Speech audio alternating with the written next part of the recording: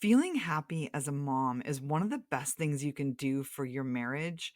And if you're struggling to find joy in your daily homeschool routine, check out the Peaceful Press resources.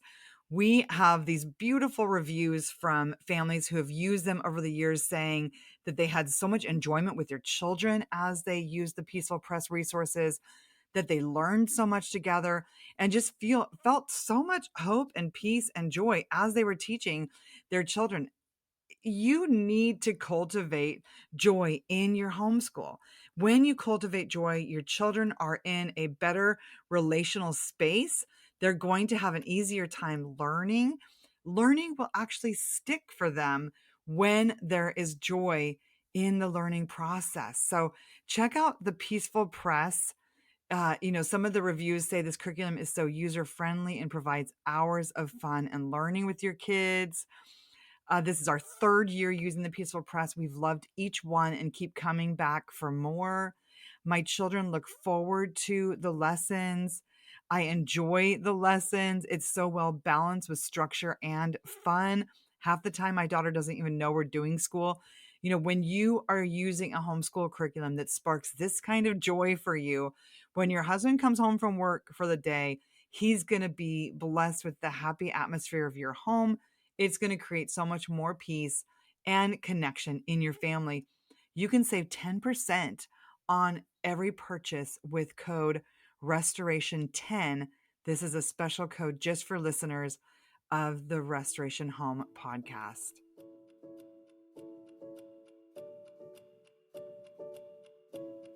This is Jennifer Pepito with the Restoration Home podcast.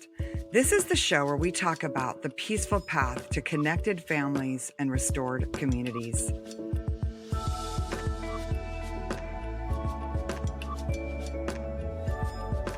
Today on the show, I'm so excited to be chatting with my friend Amber O'Neal Johnston. You can find her at heritagemom.com. And she's the author of several books on homeschooling. She's a frequent Charlotte Mason speaker. And I'm excited to chat with her today about developing a family culture around what we love. So thanks for joining me, Amber. No, I'm so glad to be here. Thanks for having me back. Yeah, this is awesome because I love the Charlotte Mason method. I have been, I read the Charlotte Mason Companion like 27 years ago when I first started homeschooling. And then over time, the information around it has gotten a lot more robust. Like when I first started, there was only a couple books, I think, For the Children's Sake and the Charlotte Mason Companion, along with her 6 volumes. And now there are many curriculums that you could find that feature, Charlotte Mason. There are many books about it. The Modern Miss Mason, our friend Leah Bowden wrote one. And so there's a lot of information. And I think that moms who are getting started homeschooling, who are maybe feeling a little bit nervous, can feel like they have to use like that one Charlotte Mason, like, the Charlotte Mason curriculum that is the Charlotte Mason curriculum. But there actually isn't such a thing because she was promoting more of a methodology than a curriculum. And so I'd love to talk today about tailoring the content to our families because I think people, when they set out on that Charlotte Mason journey, they think, oh, okay, I have to read the books that Charlotte Mason read to her students back at the turn of the century. But that really limits our families and our family vision. There are so many beautiful books. Like for our family, one of our family essentials was doing good in other countries. So world missions. And we read a lot of books about missionaries. We had a family value for simple living. So we loved reading books about pioneers or homesteaders. And if we had just been reading the books that were written for like Victorian children, we would have missed out on a lot of other books that inspired our family. In Soul School, your new book, you feature so many beautiful books about Black families and books about Black culture. And if you were only reading the original books that Charlotte Mason read to her students, your family would miss out on learning about so much of your culture. So talk to me a little bit about how you have the bravery to step off of like what seems like the prescribed Charlotte Mason curriculum and do things for your family. Right. So I think that in the beginning, I didn't, I wasn't brave in that way. And that's why I talk about it so much because I want to, no one needs my permission, right? So I don't want to say I'm giving parents the permission, but sometimes to have someone who's further along than you who can give you a vision to say that it's okay to do things differently than the way you see every other person doing it. And both can be good. And I think that's been an important thing for me is a lot of times when something isn't working for us and we want to do something differently, sometimes we can disparage what wasn't working. And so something that's been important to me is I always think for my family this wasn't working, or this wasn't expansive enough for my kids, or things like that. So we still kept some of the good things that we had always been doing, but as time went along, my kids showed me another way. And I think that's what so often happens in motherhood. Our children teach us, whether they're using their words or we're learning from their actions, that maybe what we thought was the way isn't the way for these particular children. So it was my oldest daughter let me know that it made her sad that we never studied people, or that people that looked like her never did anything worth studying. And that really sat heavily with me because as a Christian family, I never want my kids to feel like there is a group of people that God created that is less worthy of humanity, or to be treated in a human way, or to be loved or cared for.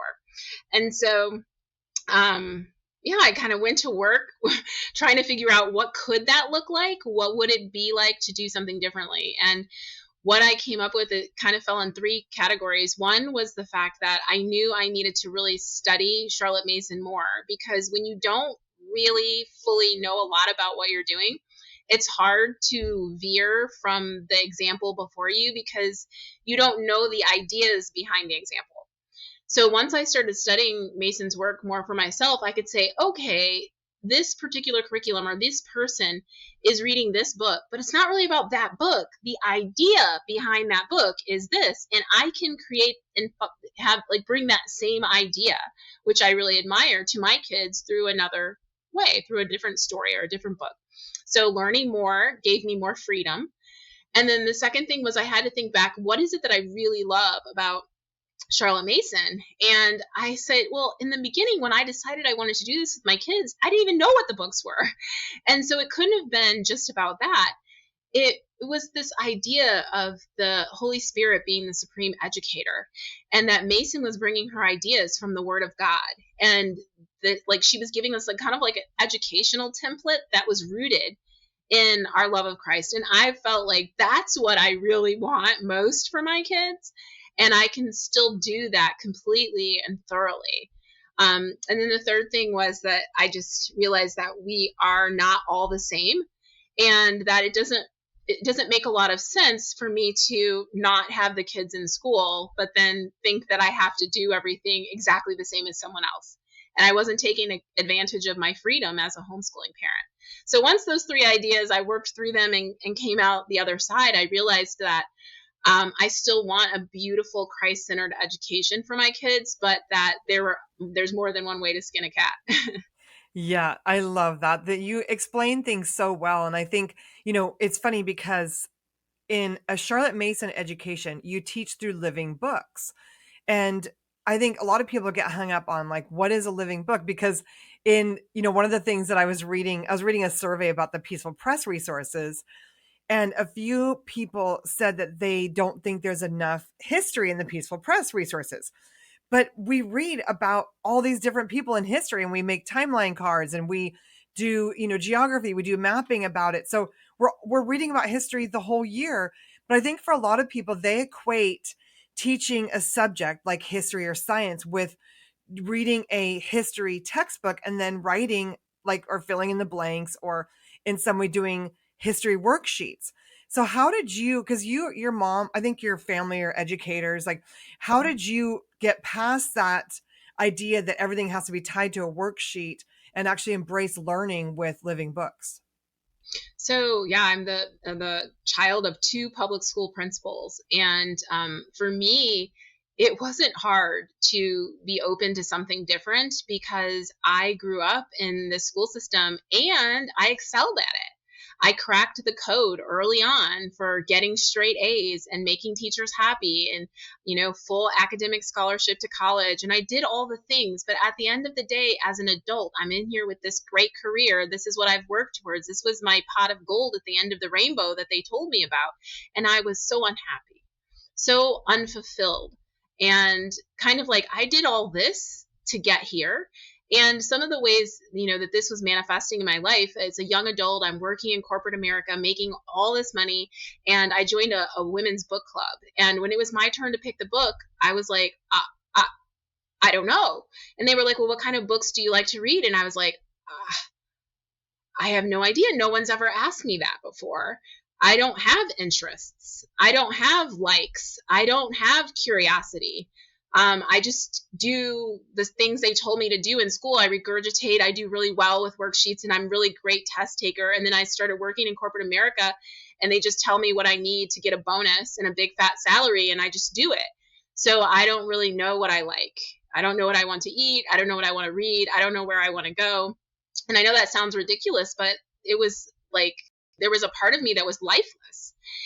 And so I knew when I had kids that if I am the one who cracked the code, if I got the straight A's and graduated to top of my class and got all the things that you're supposed that come with academia and academic success, and I was miserable, then what is it that I want for my kids truly? And I decided that I wanted to educate like the whole child, and not just the textbook and the memorization, but what does make you curious? What ideas bring you, help you come alive? What do you want to know more about? What can you learn from this person's life? Who do you want to emulate? I mean, all of these things that didn't come up in my education. So when I read about Mason's ideas, and there was this idea about living books, I hated history in school. And I always say, I was a great student, but history was the only AP exam for which I got no college credit because my score was so low. That class was terrible. Generals, dates, memorized facts, battles and wars.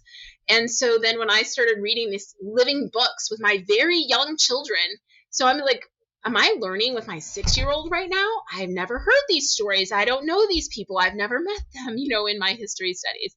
I was fascinated by historical fiction and biography, and the nonfiction books we were reading were just, the stories were incredible.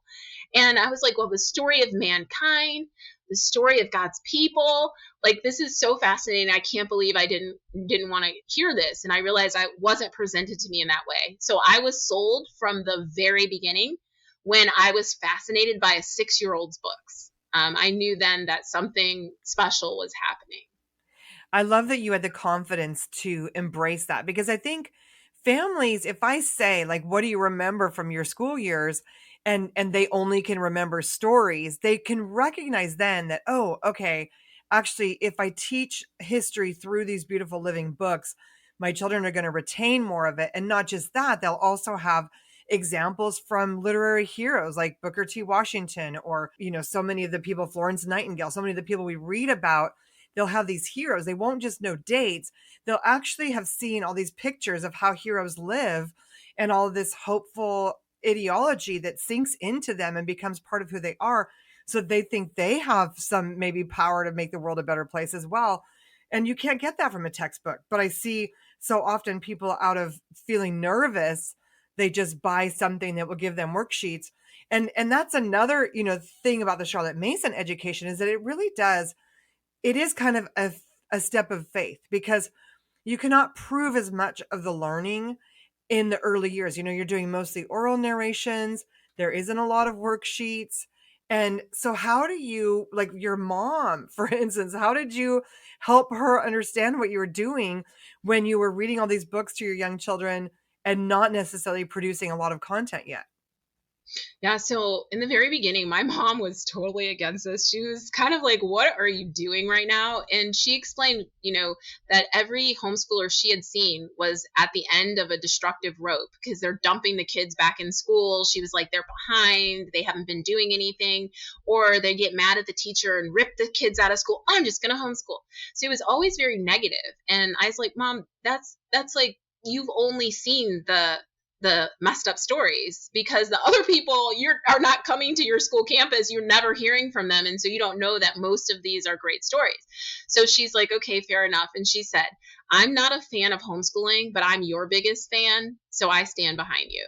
And that is probably one of the most profound things my mom has told me as an adult, that I'll carry with me always for all of my children. I may not be a fan of what you're doing, but I am your fan and I will be here for you. So she kind of was begrudgingly just keeping her mouth quiet while I was doing what I was doing. But later she came to me and she was like, I'm fascinated.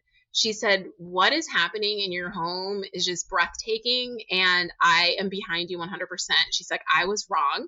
I didn't know it could be like this. And now she blabbermouths about homeschooling to everyone she meets. Sometimes I'm like, Mom, stop talking about it.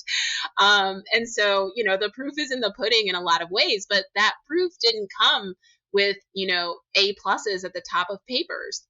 What it came from was her enjoyment of having a true discussion with her grandchildren about real things and people, and having, meaningful discourse, and seeing her kids, her grandkids be have so many interests and unique ideas of things to pursue, and for them to see their self motivation.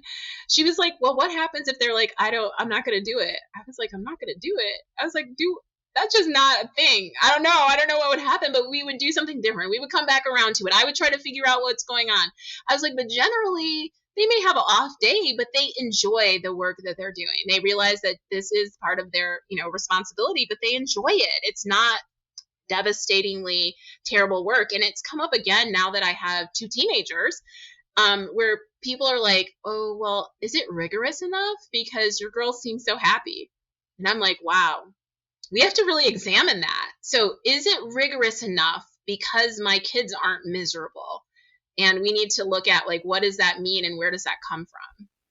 It's such a good point, because there's all this research on attachment and on joy and how stress shuts off our ability to learn and it puts us in fight and flight. And so then why do we as parents think that learning has to be stressful? Like, why do parents think? Because I just was talking in one of my Facebook groups today about this, that a child who, a young child who is listening to you read a beautiful poem and then talking to you about that beautiful poem is not being as well educated as a child who is, doing a worksheet of spelling words. You know what I mean? Like, why do people think that listening to beautiful deep thoughts and talking about them is not more rigorous than sitting there filling in work sheets all day? I think part of it is, our background. We're basing it based on what we all experienced and like who got the accolades when we were growing up. And, the blue ribbon, the straight A certificate at the assembly, these outward shows of approval for performance based things. It's kind of, it can, if you're not careful, it gives you something to pat yourself on the back about as a parent. You feel good about it because people are like, oh my gosh, little Bobby's so smart. He got an A plus today. And so when you take that off the table, it's like, in some cases, what will I get a pat on the back about? And sure, maybe it's like my child's recitation or something like that. But a lot of times you have to learn, just like the kids have intrinsic motivation for the work that they're doing. You have to learn as a mother that your pats on the back don't come from external accolades based on your children's outward performance. That your pat on the back comes from, you've been a good and faithful servant, and you're doing the things that should be done and with your children, and you're loving them well, and you're providing great books, and you're giving them this education. And I guess there might not be a public manifestation of how well you're doing when you're doing it this way. It's more it's not as easy, it's not as visible. And I think so it takes a boost of self-confidence, like you mentioned, in the mom. And I think that's really where community comes in, because within the Charlotte Mason community, we recognize it with each other. And so I can be like, Jen, that was great. Like, I see what you guys are doing over there, where someone from the outside might be like, they sang a folk song. What's the big deal? You know what I mean? So Yeah, so good, Amber. One of the things that I think people who maybe want to do a Charlotte Mason education, but they'd like to focus in more on their own heritage, learn about their ancestry, learn about the people that they come from, learn about even an area of interest like science or politics or missions, whatever it might be. There's so many things that we as families could learn about, but there's only so much time in the day. And so how do you choose living books, especially in the last 5 years, a lot of values have shifted. And so some of those are amazing, like, a little bit more intentionality about justice and about equality. But also, there's a lot of ideas that are slipped into modern books that don't actually vibe with modern Christian families or with many Christian families, I would say. And so how do parents sort through like the thousands of books that are available? Because we don't always or only have to read old books. But then when we're looking at all the new books in the library, some of them are going to uphold our values and some of them are not going to have a redemptive storyline or are going to portray values that aren't ours. How do we sort through that? Yeah, and for me, it started out with the idea that I realized that a lot of the old books we were reading weren't um, that great in terms of my family's values either. A lot of them are riddled with pervasive and really hateful racism. And some of those are books that are really held up as like the creme de la creme for us. And so I said that same thing. Like I want to hold the same standard for all the books, the old books and the new books. And I think it is a job. I'm not gonna lie and make it seem like it's super easy. I spend a good chunk of time researching books, and so again, I'm going to keep coming back to the need for community because I didn't realize how important community would be for me when I first started out homeschooling. Other homeschool moms, I can't read 2,000 books, but if I got these 20 and you got that 20 and she has this 20 and we're vetting books with each other and making recommendations, I trust my friends because I know them and they can trust me. And so we're exchanging ideas in that way. But also, I read a lot of reviews. I used to pre read everything and I was super proud of it. Gone are the days. These kids outpaced me and I was this huge bottleneck. I couldn't do it. But, research and community. But I will say that a couple things. There have been times where things have gotten by me. And so it's our family relationships and the discussions we have in our family that lead my kids to recognize when something is amiss and different than what I would want for them. And they come and tell me. So I'm not perfect. I don't get it 100% of the time. Pretty good. But things have gotten by me. It also depends for me on the age of the child. For my youngest, I really want it. I want it squeaky clean. I really do. And I fight for that for him. For my teens, I want you to encounter some stuff. I want to know that you know what to do with that information, that you can recognize good versus evil, and that you can see what's happening here and talk to me about it. I don't want to send you off into the world naive and you've never encountered anything that goes against your value system or anything that you think that someone has an agenda that is not a safe one for you. I want you to understand and recognize that. So I allow a lot more for my teens, but for the youngest, I am one of those. I don't know. I've heard other people saying more the things that the young one, we should let them do this. And for the youngest kids, I think squeaky clean is really good. That doesn't mean it can't talk about hard topics, but I think their books, while they're trying to figure out right from wrong, I think that their books should not confuse them. Yeah, I think that's such a good distinction because, it's true as they get older, they can read things and be able to sort through. But that is one of the things I feel has been sort of a downside of a lot of modern literature is there's not a very clear right and wrong. Do you know what I mean? There's not a very clear. There's often the people who are the heroes are a lot messier than we think heroes should be, which is fine for us as adults. We can sort through that.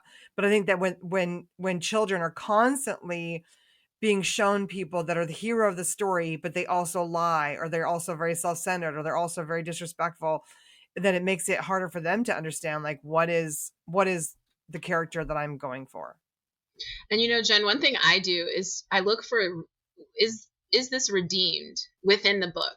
And that to me is important. So if there's going to be a character where, they're doing these things, I need to hear I need to see the repercussions happening of that, or the correction happening, or the turnaround, or the repentance. And in that case, I'm willing to like let it go further for even my boys, like let the younger ones let it go a little bit further, because I know that as we get before we finish this book, this circle is going to turn back around to what is right and what is good. It for me, it's the ones where it leaves it out there and I'm like, wait, the book is over, we didn't turn that around, this story wasn't redeemed, there was no repentance. Like, to me, that's where we start getting into a bit of a pickle, because I'm here teaching the kids, you will make mistakes, you will do wrong things, and there's a path from there. When you realize you've done wrong, these are the things that you do to make it right, or to come in right standing. And so, I'm like, okay, that character did that, but I want to hear the parent saying, you don't do that. That's not what we do. Or for another character to say, I'm not going to accept that, or that behavior, or whatever it may be. So yeah, I'm with you. And it's a lot. It's a big job, but I do feel like I don't want anyone else doing it Yeah, for my for kids. sure, and I love the opportunity, like, I have enjoyed, some of the teen books that I've read for my children, like Echo Mountain was such a lovely book, The Book Thief was such a lovely book. Some of them, I'm like, "No way," like, I don't care if your friends are reading A Court of Thorns and Roses, you're not reading that, it's trash, and I'm not gonna read it either, okay?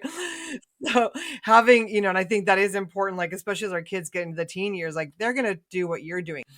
Well, this has been really fun to chat, Amber. I'm glad that we were able to like clear up some misconceptions for homeschooling families, especially ones who want to incorporate literature, but also want to focus on something important to them. And as a family, if you're looking for more beautiful stories of Black families, Soul School is such a great resource. It has a beautiful collection of both like older characters in history and modern characters and different even iterations of the culture. So thank you for all the work that you have done and are doing, Amber, to I mean, for one thing, to make Black culture accessible for everyone, but also for homeschool families is such a gift for Black homeschoolers to be able to get on in there and be part of this beautiful journey with us. So thanks for all that you do, Amber. It's incredible work.